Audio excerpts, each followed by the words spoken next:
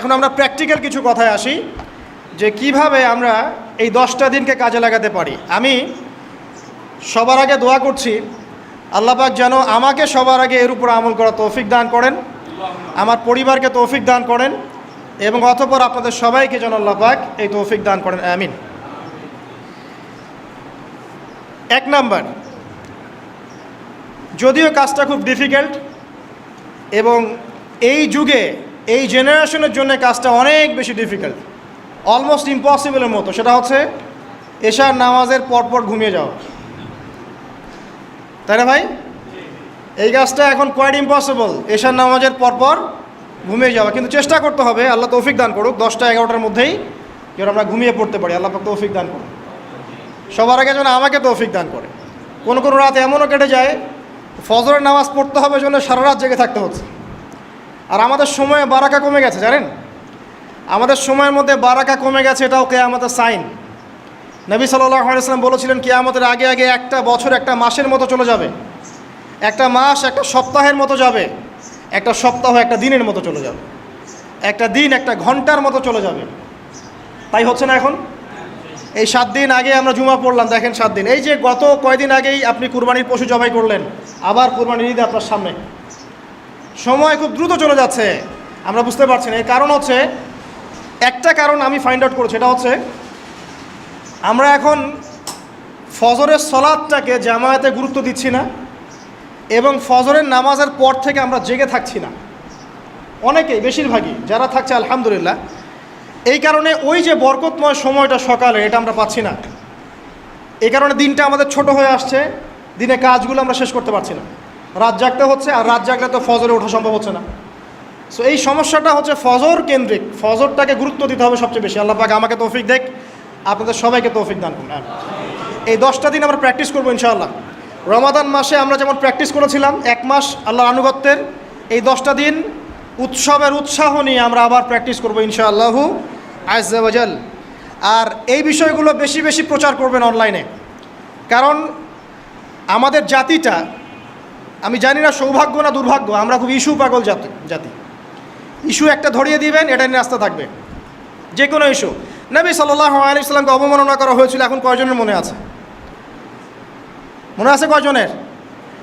তারপরে ইস্যু চলে আসলো বন্যা, এখন কয়জনের মনে আছে যে বন্যা হয়েছিল? এখন আছে সেতু, এটা নিয়ে সবাই কথাবার্তা বলছে। এরপরে দেখবেন আরেকটা নতুন ইস্যু, সেতুর কথা মানুষ ভুলে যাবে। আমরা কেন জানি সাইকোলজিক্যালি এমন হয়ে গেছে যে ইস্যু একটা ধরিয়ে দিলেই 5 দিন 7 দিন 10 দিন কথা বলতে থাকি, আবার ইস্যুও শেষ, কথা বলাও শেষ, মানুষ ভুলে যায়। তো এই কারণে মনে করিয়ে দেওয়ার স্বার্থে জিলহজের 10 দিনের ফজিলত আমাদের সবাইকে মনে করিয়ে দেওয়া লাগবে, ঠিক আছে? অনলাইন অফলাইনে সবাই প্রচার করবেন। এই 10 দিন নেক আমলের জন্য একটা উৎসবের উপহার আল্লাহর পক্ষ থেকে। এই 10টা দিন যেন আমরা আল্লাহর পক্ষ থেকে এই উপহারকে কাজে লাগাই, বেশি বেশি নেক আমল করি, পরকালকে গুছিয়ে নেই। পারবো না ইনশাআল্লাহ? ইনশাআল্লাহ। প্রথম কাজ, আর্লি ঘুমিয়ে যাওয়ার চেষ্টা করা। 2 নাম্বার, ফজরের নামাজের মিনিমাম আধা ঘন্টা আগে ঘুম থেকে ওঠার চেষ্টা করা। ফজরের নামাজ কয়টা আপনাদের এখানে? 4:30টায়, 4টা বা 4:45টায় ওঠার চেষ্টা করতে হবে। আল্লাহ পাক তৌফিক দান করুন। ওযু ইস্তেঞ্জা করার পরে মিনিমাম 2 থেকে 4 রাকাত নফল নামাজ পড়বে, মিনিমাম 2 থেকে 4 রাকাত নফল নামাজ পড়বে। আমরা জানি যে আমরা নবী সাল্লাল্লাহু আলাইহি ওয়াসাল্লামের মতো তাহাজ্জুদ পড়তে পারবো না, পারবেন? তার 2 রাকাত নামাজে তিনি প্রায় 4 পারা কোরআন তেলাওয়াত করেছেন। 2 রাকাত নামাজে 4 থেকে 4.5 পারা কোরআন তেলাওয়াত করেছেন। আমরা কি পারবো? আমরা পারবো না। মিনিমাম 2 রাকাত নামাজ বা 4 রাকাত নামাজ তো পড়তে পারি। এবং ওই সময়টা হচ্ছে দোয়া কবুলের সময়। আল্লাহ পাক প্রথম আসমানে নেমে আসেন। আল্লাহ পাক কীভাবে নেমে আসেন এটা আল্লাহ পাকের ব্যাপার, এটা নিয়ে আমাদের মাথা ব্যথা ঘামানোর দরকার নাই। আল্লাহ নেমে এসে আহ্বান করতে থাকেন, কারো কি কোনো চাওয়া আছে আমার কাছে? আমি সেই চাওয়া পূরণ করে দেব। কেউ কি অসুস্থ আছো? আমাকে ডাকলে আমি শেফা দিয়ে দিব। কেউ কি আমার কাছে ক্ষমা চাইবে? আমি ক্ষমা করে দিব। কেউ কি আমাকে ডাকবে? আমি তার ডাকে সাড়া দেব। এভাবে ফজর পর্যন্ত আল্লাহ পাক আহ্বান করতে থাকেন, কিন্তু আমরা আসলে ঘুমিয়ে থাকি। আল্লাহ পাক আমাদেরকে মাফ করে দিন এবং এই নেক সময়গুলোকে কাজে লাগানোর তৌফিক আল্লাহ পাক দান করুন, আমিন। এরপরে আমরা চলে আসবো ইনশাআল্লাহ ফজর জামাতে। এবং নামাজের বাহ্যিক মাসআলাগুলোকে নিয়ে বেশি বাড়াবাড়ি করবেন না, অভ্যন্তরীণ বিষয় নিয়ে ফোকাস করেন। বাহ্যিক মাসআলা নিয়ে আমরা যথেষ্ট বাড়াবাড়ি করেছি, অভ্যন্তরীণ যে বিষয়টা আছে, নামাজের আধ্যাত্মিকত্ব, নামাজের রুহানিয়াত, নামাজের মারেফত, আল্লাহকে পাওয়া, নামাজের আত্মশুদ্ধি, ইহসান, এটা নিয়ে বেশি ফোকাস করে। আমরা তর্ক করি হাত বাঁধা নিয়ে, তাই না? হাত বাঁধা নিয়ে, রফুল ইয়াদায় নিয়ে, আমিন নিয়ে, এগুলো নিয়ে আমরা তর্ক করি। কয়জন তর্ক করেছি যে নামাজে কতটুকু মনোযোগ থাকলো তাই নিয়ে? কোনটা বেশি ইম্পর্টেন্ট? নামাজ যদি মনোযোগই না থাকে, আমার হাত বাঁধা দিয়ে আল্লাহ পাক যায় আসে নাকি? একটা বাহ্যিক আমল করেছি, আল্লাহ পাক নেকি দিবেন, ঠিক আছে ইনশাআল্লাহ। নামাজের ইহসানটা সবচেয়ে বেশি গুরুত্বপূর্ণ নয় কি? ফাওয়াইলুল লিল মুসাল্লিন আল্লাযীনা হুম আন সালাতিহিম সাহুন, যারা নামাজ সম্পর্কে উদাসীন। তো নামাজে দাঁড়িয়ে যদি আমি সারা দুনিয়ার বিষয় চিন্তা করতে শুরু করি, তাহলে আমার হাত কোথায় বাঁধলাম এটা কি আল্লাহ পাক দেখবেন? আল্লাহ পাক আমাদেরকে বোঝার তৌফিক দান করুন যে মূল বিষয় কোনটা সেটা নিয়ে ফোকাস করি। আমরা মুসলিমরা জাতি হিসাবে এখন মূল বিষয়গুলোকে বাদ দিয়ে গৌণ বিষয় নিয়ে বেশি ফোকাস করি। এটা আমাদের অধঃপতনের অন্যতম একটা কারণ। আল্লাহ পাক আমাদেরকে বোঝার তৌফিক দান করুন, আমিন। জামাতে নামাজ পড়ার পরে আপনারা চলে যাবেন না হুট করে, এখানে বসে থাকবেন। বসে বসে তাসবিহ তাহলিল করবেন, জিকির আজগার করবেন। খুব কমন তাসবিহ আছে কিছু, আয়াতুল কুরসি পড়বেন একবার, সূরা ফালাক, ইখলাস, নাস 3 বার করে পড়বেন। তারপরে আল্লাহুম্মা আনতাস সালাম ওয়া মিনকাস সালাম তাবারাকতা ইয়া যাল জালালি ওয়াল ইকরাম পড়বেন। আল্লাহুম্মা আইন্নি আলা যিকরিক ওয়া শুকরিকা ওয়া হুসনি ইবাদাতিক পড়বেন। আল্লাহুম্মা ইন্না নাসআলুকা ইলমান নাফিআন ওয়া আমালান মুতাকাব্বালান ওয়া রিজকান তাইয়্যিবা, এটা পড়বেন। দরুদ শরীফ পড়বেন 10 বার। তারপরে পড়বেন রাদিতু বিল্লাহি রাব্বান ওয়া বিল ইসলামি দীনান ওয়া বি মুহাম্মাদিন নাবিয়্যা 3 বার। হাসবি আল্লাহ লা ইলাহা ইল্লা হু আলাইহি তাওয়াক্কালতু ওয়া হুয়া রাব্বুল আরশিল আযীম 7 বার। সুবহানাল্লাহি ওয়া বিহামদিহি আদাদা খালকিহি ওয়া রিদা নাফসিহি ওয়া জিনাতা আরশিহি ওয়া মিদাদা কালিমাতিহি 3 বার। তারপরে আরও অনেক আছে, বলতে গেলে আসলে সময় শেষ হয়ে যাবে। আমি একটা বইয়ের নাম বলে দিই, এই বইয়ের মধ্যে সব পাবেন, ঠিক আছে? বইটার নাম হচ্ছে হিসনুল মুসলিম। কি নাম? হিসনুল মুসলিম। অ্যাপসও আছে, পকেটে অ্যাপস রাখতে পারেন, পকেট সাইজ বই পাওয়া যায়, পকেটে রাখতে পারেন। নামাজের পরে খুলে খুলে পড়বেন। এগুলো করতে গিয়ে আপনাকে কেউ বাধা দিবে? এগুলো করলে কি আপনি সন্ত্রাসী হয়ে যাবেন, মৌলবাদী হয়ে যাবেন, জঙ্গি হয়ে যাবেন? এই আমলগুলো করবেন, ছাড়বেন না, ঠিক আছে? আমল ছাড়বেন না। আমল সেই জিন্দেহি বানতা, একটা কথা আছে, আমল দিয়েই জীবন গঠিত হয়, জীবন গড়ে। আল্লাহ পাক তৌফিক এনায়েত করুন। আরেকটা কথা বলি, ফজরের নামাজের পরে চেষ্টা করেন আধা ঘন্টা থেকে 1 ঘন্টা কোরআন তেলাওয়াত করার জন্য। পারা যাবে ভাই ইনশাআল্লাহ? আবার বলছি, প্রত্যেক হরফে 10 নেকি পাবেন ইনশাআল্লাহ। কোরআন তেলাওয়াত করলে, অর্থ না বুঝেও যদি তেলাওয়াত করেন, প্রত্যেক হরফে 10 নেকি পাবেন ইনশাআল্লাহ। কিন্তু অর্থ না বুঝলে কোরআনের হক আদায় হয় না। আবারও বলছি, আমি যা বলেছি সেটা বলতে আমি দ্বিধা করছি না। আমি বলছি কোরআন তেলাওয়াত করলে প্রত্যেক হরফে আপনি 10 নেকি করে পাবেন। বোঝেন আর নাই বোঝেন, তাফসির বোঝেন আর নাই বোঝেন, অর্থ বোঝেন আর নাই বোঝেন, প্রত্যেক হরফে কি পাবেন? 10 নেকি পাবেন। কিন্তু অর্থ না বুঝলে, অনুধাবন না করলে কোরআন নাজিলের মূল হক আদায় হবে না। কোরআন নাজিল হয়েছে তাদাব্বুরের জন্য, গবেষণার জন্য, কোরআন কেন্দ্রিক জীবন গড়ার জন্য। যদি অর্থ না বোঝেন কেমন করে জীবন গড়বেন? আর যতটুকু বুঝবো আলহামদুলিল্লাহ, যেটা বুঝবো না ওলামায়ে কেরামের কাছে যাবো, জিজ্ঞাসা করবো, জেনে নিব, সিম্পল। আমি তো আর সব বুঝবো না, বুঝবো? আমি তো সব বুঝতে পারবো না। যেটা বুঝবো না আলেমদের কাছে জিজ্ঞাসা করে নেব। কোরআন তেলাওয়াত করুন। এরপর চলে আসেন, যদি পসিবল হয়, ফজরের পর জিকির আজগার করার পর তিলাওয়াত করলেন, এরপর চলে গেলেন, যাওয়ার আগে, মসজিদ থেকে যাওয়ার আগে আপনি অন্তত 2টা রাকাত এই ইশরাকের নামাজ পড়ুন। কিসের নামাজ? ইশরাক। নবীজি বলেছেন, কেউ যদি ফজরের নামাজ জামাতে পড়ে, তারপরে সালাম ফিরানোর পর ওই জায়গাতেই বসে থাকে এবং জিকির আজগার করতে থাকে, সুবহানাল্লাহ 100 বার পড়লো, আস্তাগফিরুল্লাহ 100 বার পড়লো, ঠিক আছে? লা ইলাহা ইল্লাল্লাহ ওয়াহদাহু লা শারীকা লাহ লাহুল মুলক ওয়া লাহুল হামদ ওয়া হুয়া আলা কুল্লি শাইইন কাদির, এগুলো পড়লো। তারপরে ধরেন দরুদ শরীফ পড়লো ইত্যাদি। জিকির আজগার শেষ করে সূর্য উঠে যাওয়ার পরে সে যদি 2 রাকাত নামাজ পড়ে, মাত্র 2 রাকাত, সে ফিরে যাবে একটা কবুল হজ, একটা কবুল ওমরার নেকি নিয়ে ফিরবে ইনশাআল্লাহ। আরেকটা নামাজ আছে, যদি পসিবল হয় পড়তে পারেন, 8টা থেকে 10টার মধ্যে পড়ে ফেললে ভালো, এরপরে সূর্য উঠে যায়, সূর্য গরম হয়ে যায়। সেটা হলো আপনার এই চাশতের নামাজ, যেটাকে আমরা বলি সলাতুদ দুহা, চাশতের নামাজ। আমরা অনেকে রিজিকের সমস্যায় ভুগি না? দারিদ্রতা, রিজিকের সমস্যা, আমাদের অভাব, এই সমস্যা আছে না? চাশতের নামাজ যে ব্যক্তি নিয়মিত পড়বে তাকে 2টা ফজিলত দেওয়া হয়। কয়টা ফজিলত? চাশতের নামাজ যে ব্যক্তি নিয়মিত পড়ে তার 2টা স্পেশাল ফজিলত। এক, তাকে দ্বীনের জ্ঞান দেওয়া হবে, ইলম মুখস্থ ক্ষমতা দেওয়া হবে। আপনি হিফজ ক্ষমতা বেড়ে যাবে, কোরআন সুন্নাহ মুখস্থ রাখতে পারবেন ভালো ইনশাআল্লাহ, আল্লাহর পক্ষ থেকে বুঝ দেওয়া হবে। আরেকটা হচ্ছে আপনার দারিদ্রতা আল্লাহ পাক দূর করে দেবেন। এগুলা পরীক্ষিত আমল ভাই, এগুলা কোনো গাল গল্প বলছি না, এগুলো পরীক্ষিত। আরেকটা আছে, সূরা ওয়াকিয়া রাতে তেলাওয়াত করেন, সূরা ইযা ওয়াকাআতিল ওয়াকিয়া লাইসা লিওয়াকাআতিহা কাযিবা, এই সূরাটা আপনি তেলাওয়াত করেন, দেখবেন দারিদ্রতা চলে যাবে ইনশাআল্লাহ আযজা ওয়া জাল, চলে যাবেই ইনশাআল্লাহ। এবার আসুন কোরআন তেলাওয়াত নিয়ে 2টা কথা বলে দেই। কিছু কিছু সূরার কিছু কিছু অংশ মুখস্থ করে ফেলার চেষ্টা করেন। প্রত্যেক দিন এই অংশটুকু আপনি নিজে তেলাওয়াত করবেন।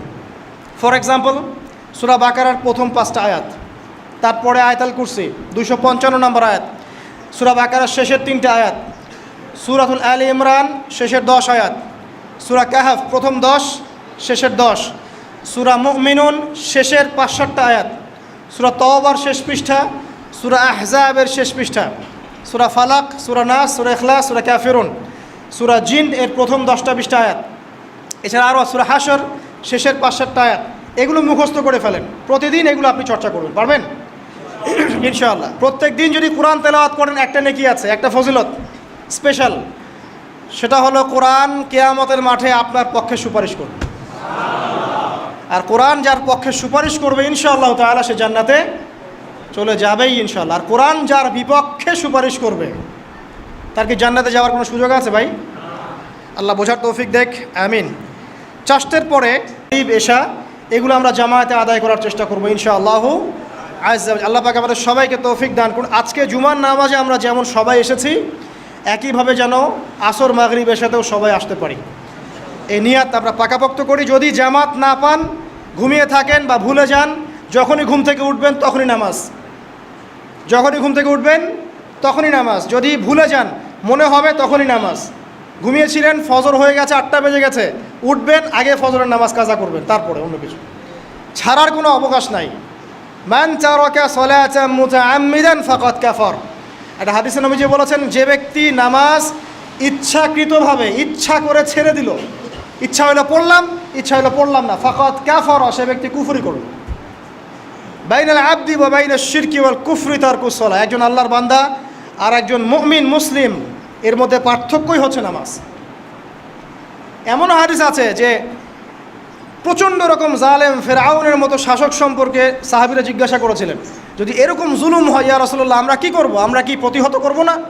নবীজি বলেছেন, ইল্লা মা সাল্লাও, না, যতক্ষণ তারা সালাত আদায় করে ততক্ষণ তাদের বিরুদ্ধে যেও না। তার মানে নামাজ নাই, ইসলামের খাতায় নাম নাই। অতএব নামাজ কাজা হয়ে গেলেও কাজা করবেন, ভুলে গেলেও নামাজ আদায় করবেন।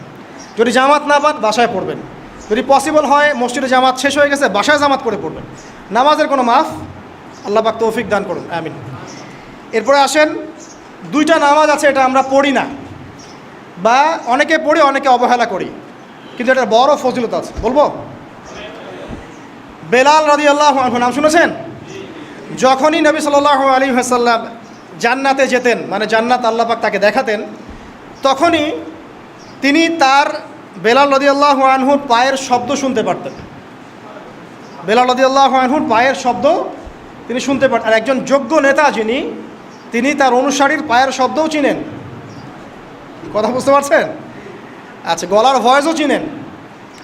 তো বেলাল রাদিয়াল্লাহু আনহুকে তিনি জিজ্ঞাসা করলেন, ইয়া হে বেলাল, তুমি কি এমন আমল করো যার ফলশ্রুতিতে তুমি জান্নাতে আমার সামনে সামনে হাঁটছো? সুবহানাল্লাহ। কোন বেলাল? যিনি একজন কৃতদাস ছিলেন, নিগ্রো, কালো, দেখতে হয়তো আপনার আমার মতো সুন্দর না, তাই না? আফ্রিকান মানুষ, যাকে ওই যে রোদের মধ্যে শুয়ে পিটানো হয়েছিল, হয়নি? সেই বেলাল রাদিয়াল্লাহু আনহু, সুবহানাল্লাহ। তখন তিনি বলছেন, ইয়া রাসূলুল্লাহ, আমি তো এমন কোনো আমল করি না, আপনারা যা করেন তাই করি, তবে যখনই আমার অজু ছুটে যায়, অজু ভেঙে যায়, আমি তখনই অজু করি, আর সেই অজু দিয়ে আমি 2 রাকাত নামাজ পড়ি। এই নামাজটাকে কি বলে? তাহিয়াতুল ওযু। এই তাহিয়াতুল ওযুটা আমরা আদায় করার চেষ্টা করবো, আল্লাহ পাক তৌফিক দান।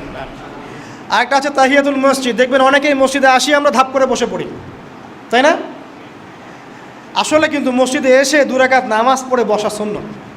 মসজিদে একটা হক আছে মসজিদে, আসলেন 2 রাকাত নামাজ পড়লেন, সংক্ষিপ্ত আকারে পড়লেন, পড়ে বসবেন, এটা করা উচিত। আল্লাহ পাক তৌফিক এনায়েত করুন, আমিন। এরপরে আসেন এই 10 দিন কি করব আমরা, এগুলোর পাশাপাশি বেশি বেশি তাকবীর দিবেন। তাকবীর মানে আল্লাহু আকবার, আল্লাহু আকবার, লা ইলাহা ইল্লাল্লাহ, আল্লাহু আকবার, আল্লাহু আকবার, ওয়ালিল্লাহিল হামদ। সাহাবীদের মধ্যে আবু হুরায়রা রাদিয়াল্লাহু আনহু, আব্দুল্লাহ ইবনে আব্বাস, আব্দুল্লাহ বিন ওমর, এই বিখ্যাত সাহাবীরা যখন এই 10 দিনে উপস্থিত হতেন, তারা বাজারে গেলেও তারা বাজারে গিয়ে তাকবীর দিতেন জোরে জোরে। অন্য সবাই শুনে সবাই তাকবীর দিত, তাহলে সমস্বরে তাকবীর হতো। এই সুন্নাহটা চালু করা যেতে পারে। আল্লাহ পাক আমরা সবাইকে তাকবীর দেওয়ার তৌফিক দান করুন, আমিন। এরপর এই 10 দিন আমরা বেশি বেশি যে কাজটা করার চেষ্টা করবো সেটা হলো তওবা। বেশি থেকে বেশি তওবা করার চেষ্টা করা উচিত। আর তওবা মানে শুধু আস্তাগফিরুল্লাহ ওয়া আতুবু ইলাইহি পড়া নয়। তওবার 2টো ভাগ আছে। কবিরা গুনার জন্য একরকম তওবা, আর সগীরা গুনাহ এমনি এমনি মাফ হয়ে যায়। সগীরা গুনার জন্য একটা সগীরা গুনাহ হয়েছে, আপনি একটা ভালো কাজ করলেন, আগের গুনাহ মাফ। একটা গুনাহ হয়েছে, আপনি ওযু করলেন, চোখের হাতের সব গুনাহ মাফ। একটা গুনাহ হয়েছে, আপনি সদকা করলেন, গুনাহ মাফ। মানে গুনাহ মাফের অনেক সুযোগ আছে, কিন্তু কবিরা গুনাহ মাফের শর্ত আছে। শর্ত কি? 1 নাম্বার, পাক্কা নিয়াত করা যে আর কোনোদিন এই কাজটা করবো না ইনশাআল্লাহ। 2 নাম্বার, ইচ্ছা করে ওই পাপে আর লিপ্ত না হওয়া। এবং 3 নাম্বার, নিজে এই পাপের জন্য কান্নাকাটি করা, অনুতপ্ত থাকা, তাহলে ইনশাআল্লাহ মাফ হয়ে যাবে। আরেকটা শর্ত আছে, যদি পাপটা অন্য কারোর সাথে সম্পৃক্ত হয়, যেমন ধরেন কারো টাকা মেরে দিয়েছেন, টাকা শোধ করেন নাই, যেটা আমাদের সমাজের ট্রেডিশন হয়ে গেছে এখন। জমি মেরে দিয়েছেন, শোধ করছেন না, মান সম্মানের হানি করছেন, মিথ্যা অপবাদ দিচ্ছেন, হ্যাঁ, এক কথায় মানুষের সাথে সম্পৃক্ত হক, মানুষের ক্ষতি করেছেন আপনি, তখন কি করতে হবে? তখন ওই মানুষের কাছে গিয়ে ক্ষমা নিতে হবে। খুব ডিফিকাল্ট, এবং এটার জন্য একটা বড় মনের দরকার আছে, মনের স্বচ্ছতার দরকার আছে। ভাই, আমি তোমার টাকা ধার নিয়েছিলাম, দেই নাই, এই নাও টাকা, শোধ করে দিলাম। ভাই, আমি তোমাকে ভালো মন্দ বলেছিলাম, তোমার গীবত করেছি, আল্লাহ তোমাকে মাফ করে দেয়, তুমি আমাকে মাফ করে দাও। খুব ডিফিকাল্ট না এগুলা করতে হলে বড় মন লাগবে। আর যদি এগুলো আমরা না করতে পারি তাহলে সমস্যা আছে। কিয়ামতের মাঠে আল্লাহ পাক ধরবেন, এবং যারা হকগ্রস্ত এদেরকে দাঁড় করাবেন। কিয়ামতের মাঠে নিজের নেকি তাকে দিয়ে ঋণ শোধ করতে হবে, অথবা তার গুনাহ নিজের আমল নামে নিয়ে ঋণ শোধ করতে হবে। কোনটা বেটার বলেন? দুনিয়াতে ছোট হওয়া না পরকালে ছোট হওয়া? তাই আমরা সবাই সবার কাছে মাফ চেয়ে নেই যে আল্লাহ পাক আমরা সবাইকে মাফ করে দেখ। যদি আমি আপনাকে কষ্ট দিই, আপনি আমাকে মাফ করে দেন। যদি আপনি আমাকে কষ্ট দিয়ে থাকেন, আমি আপনাকে মাফ করে দিলাম। এই বিষয়ে চলে আসেন। আল্লাহ পাক তৌফিক দান করুন, আমিন। আর একটা তওবা করুন, আস্তাগফিরুল্লাহাল্লাযী লা ইলাহা ইল্লা হুয়াল হাইয়ুল কাইয়্যুম ওয়া আতুবু ইলাইহি, দিনে 70 বার বা 100 বার, দিনে 70 বার বা 100 বার। যদি না পারেন, অ্যাটলিস্ট এতটুকু বলবেন, আস্তাগফিরুল্লাহ ওয়া আতুবু ইলাইহি, আস্তাগফিরুল্লাহ ওয়া আতুবু ইলাইহি, 70 বার বা 100 বার। এরপরে আসেন, এই 10 দিনের অন্যতম একটা আমল হতে পারে সওম রাখা। যদি পারি এই 10টা দিন সওম রাখবো, যারা পারছি না মিনিমাম 3টা 4টা 5টা অ্যাটলিস্ট রাখবো। আর যারা সেটাও পারছি না, কমপক্ষে আরাফার দিনের সিয়ামটা যেন মিস না যায়, ঠিক আছে? আরাফার দিনের সওম যেন মিস না যায়। আল্লাহ পাক তৌফিক এনায়েত করুন সবাইকে, আমিন। আরাফার দিনের সওম বিগত 1 বছর, আগামী 1 বছরের গুনাহ মাফের কারণ হয়ে যাবে ইনশাআল্লাহ। যত গুনাহ আমরা করেছি 1 বছরে, আরাফার সওম রাখলে সমস্ত গুনাহ মাফ হয়ে যাবে। একটা হাদিসে পড়েছিলাম, ইবলিস আরাফার দিনে সবচাইতে বেশি অনুতপ্ত হয়, মানে হতাশায় ভোগে। একটু আগে বললাম না, ইবলিস আমাদের প্রতিবন্ধকতা, সে সবচেয়ে বেশি হতাশায় ভোগে আরাফার দিনে। আরাফার দিনে আল্লাহ পাক কাছাকাছি চলে আসেন, রহমত নাজিল হতে থাকে, সেটা দেখতে পারে। এবং আরাফার দিনে আল্লাহ পাক যত মানুষকে মাফ করে দেন এবং জাহান্নাম থেকে মুক্তি দেন, তা অন্য কোনো দিনে করেন না। অগণিত অসংখ্য মানুষকে আল্লাহ পাক আরাফার দিনে মাফ করে দেবেন ইনশাআল্লাহ। অতএব এই দিন সওম রাখতে হবে। কারা সওম রাখবে? যারা হজ করছে না তারা রাখবে, মানে আমরা যারা হজ করতে যেতে পারিনি এবার, তারা রাখবো ইনশাআল্লাহ তাআলা। এছাড়া বেশি বেশি সওম রাখার চেষ্টা করা উচিত এই 10 দিন। ফজিলত একটা হাদিস একটু আগে বলেছি, একটা সওম আপনার কি হবে? 1 বছর সওমের নেকি পাওয়া যাবে ইনশাআল্লাহ তাআলা। হজ এবং উমরা করা, যারা এই 10 দিনে হজ উমরা সুযোগ পেয়েছে, তারা আল্লাহ পাকের মেহমান। আমরা দোয়া করবো আল্লাহ পাক তাদের সবাইকে সুস্থতার সাথে হজ করা তৌফিক দান করুন, এবং আমাদেরকেও জীবনে অন্তত একটাবার হলেও মাকবুল হজ করা তৌফিক আল্লাহ পাক দান করুন, আমিন। এবং একটা হাদিস এসেছে, যে ব্যক্তি বিশুদ্ধভাবে হজ করতে পারে, মাকবুল হজ, মাবরুর হজ, সেই ব্যক্তি ওই দিনের মতো নিষ্পাপ হয়ে যাবে যেদিন তার মা তাকে প্রসব করেছিল। সুবহান। আরও একটা কাজ আছে এই 10 দিনে, সেটা হলো ঈদ উল আজহা এবং কোরবানি। ইনশাআল্লাহ তাআলা নেক্সট যে খুতবা আসবে সেই খুতবায় আমরা কোরবানি, এর মর্ম, এর গভীরতা, এর শিক্ষা নিয়ে আলোচনা করব ইনশাআল্লাহ। তবে কোরবানির সামনে আছে, এই 10 দিনের মধ্যে আমরা পশু কিনব। পশু কেনার সময় আপনি আপনার সামর্থ্যের সেরাটা কিনবেন এবং পশুকে কেন্দ্র করে কোনো রকম শো অফ করবেন না। আমারটা 1,60,000, আমারটা 1,80,000, কত ভাই এত, গলায় লটকিয়ে দেওয়া, এইসব কাজ করতে যাবেন না, ঠিক আছে? কিন্তু পশুকে আপনি মহব্বত করবেন, পশুকে নিজ হাতে খাওয়াবেন, পানি পান করাবেন, যাতে তার প্রতি আপনার মহব্বত সৃষ্টি হয়। এবং এই মহব্বতের প্রাণীটাকে আপনাকে কুরবানি দিতে হবে। মনে রাখবেন, যিনি কুরবানি দিচ্ছেন তিনি যেন একজন ইসমাইল আলাইহিস সালাম, যাকে কুরবানি দেওয়া হচ্ছে সে যেন যিনি কুরবানি দিচ্ছেন তিনি যেন একজন ইব্রাহিম আলাইহিস সালাম, আর যাকে কুরবানি দেওয়া হচ্ছে সে যেন একটা ইসমাইল আলাইহিস সালাম। সবচেয়ে প্রিয় বস্তুটাকে কুরবানি করতে হবে। এই জন্যে আপনি আপনার সামর্থ্যের সেরাটা কিনবেন। এখানে অনেক মাসআলা আছে, আমি মাসআলাগুলো দিতে যাচ্ছি না। অনেক বড় বড় আলেম ওলামা আছেন, তাদের শরণাপন্ন হয়ে আপনারা এগুলোর মাসআলা নিয়ে নেবেন, ঠিক আছে? তবে আমি একটা বিষয় বলবো খালি, কুরবানিকে কেন্দ্র করে কোনো রকম রিয়া, অহংকার, লোক দেখানো কাজ করতে যাবেন এবং পরিবেশ দূষণ হয় এমন কোনো কাজও করতে যাবেন। জাস্ট ইসলামের সৌন্দর্য ফুটিয়ে তুলবেন, এর যে হক, মিসকিনের হক, আত্মীয়দের হক, এটা ঠিকঠাক মতো আদায় করবেন।